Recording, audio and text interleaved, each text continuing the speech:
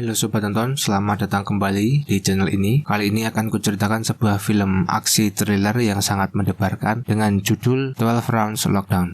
Sudah siap? Kalau gitu ayo nonton aja.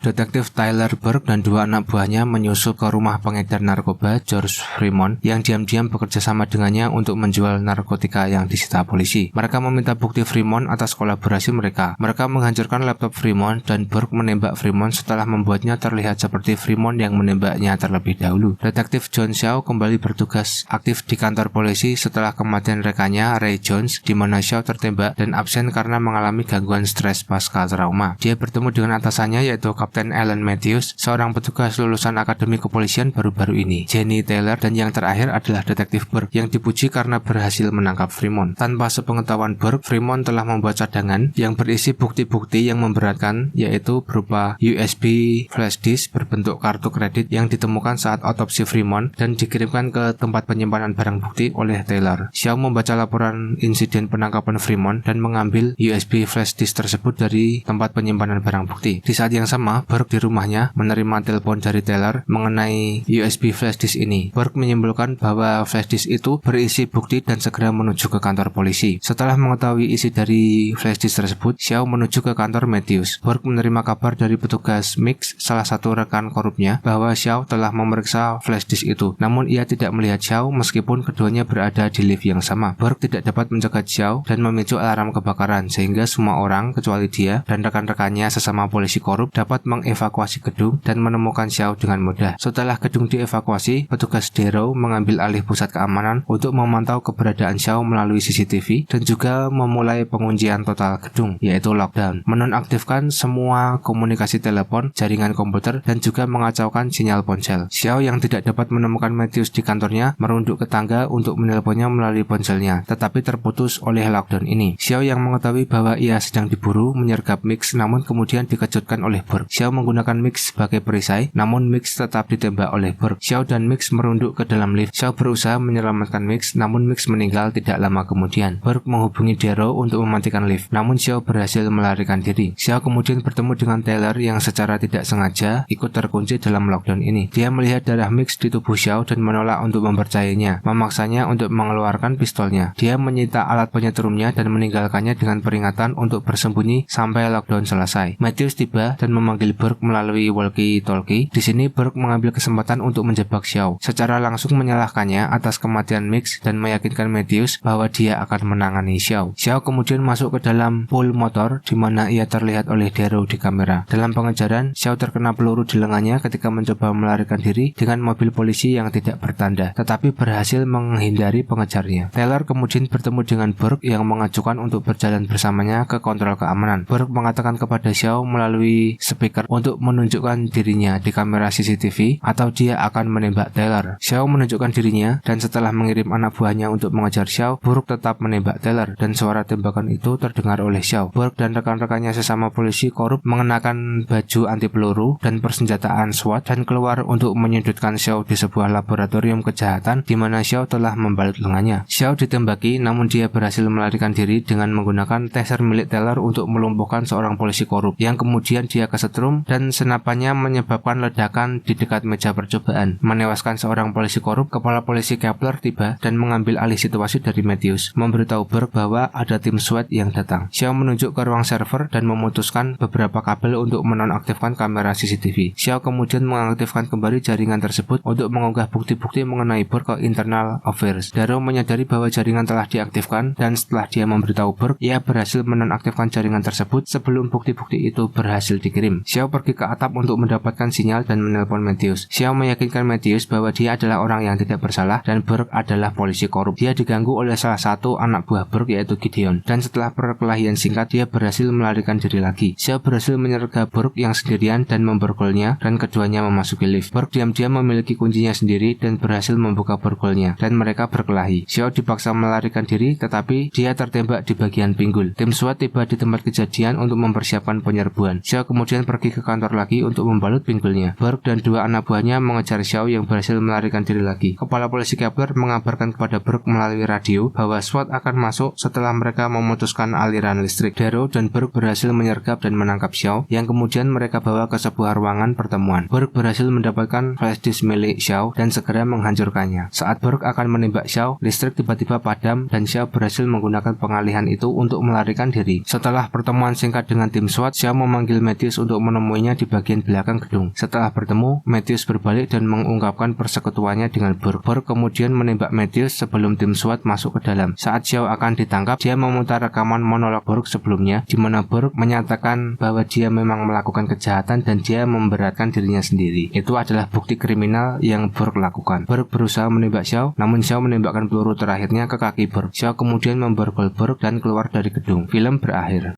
Baik sobat nonton, tonton juga alur cerita film lain dari channel ini. Jika kamu ingin film favoritmu aku ceritakan, tulis saja judulnya di kolom komentar. Kemudian jangan lupa untuk klik like, komen, dan juga subscribe. Serta bunyikan lonceng biar kamu menjadi orang pertama yang tahu kalau aku upload video baru. Terima kasih sudah menonton video ini, sampai jumpa lagi.